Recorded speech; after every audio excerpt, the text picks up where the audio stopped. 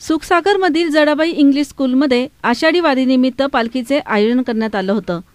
ज्ञानबा तुकारामाचा जयघोष करत विद्यार्थ्यांनी पालखीचा आनंद घेतला।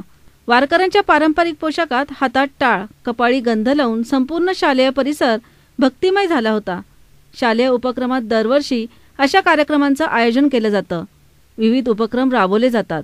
आपली संस्कृती आणि परंपरा यांचं दर्शन शालेय उपक्रमातून व्हावं आणि मुलांना त्याची आवड निर्माण व्हावी यासाठी नेहमीच वेगवेगळ्या उपक्रमांचे शाळेमध्ये आयोजन करत असल्याची माहिती शाळेच्या मुख्याध्यापिका नंदा भोसले यांनी दिली।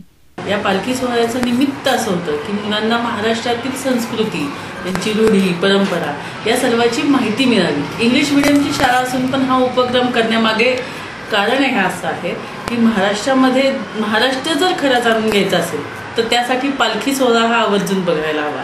आणि त्याच पालखी सोहळ्यामध्ये आम्ही लोकांपर्यंत जे काही संदेश पोहोचवले, जसे झाडे लावा, पाणी वाचवा, त्याचनंतर आता जे नवीन म्हणजे पंतप्रधानांनी जे नवीन उपक्रम सुरू केलेला आहे की बेटी बचाओ, तर त्या पद्धतीचे मेसेज आम्ही मुलांच्या थ्रू लोकांपर्यंत पोहोचवण्याचा प्रयत्न करीत आहोत। या सगळ्या उपक्रमामध्ये माझी शाळा आत्तापर्यंत आम्ही जवळजवळ 7-1 वर्ष हा उपक्रम करत आहोत।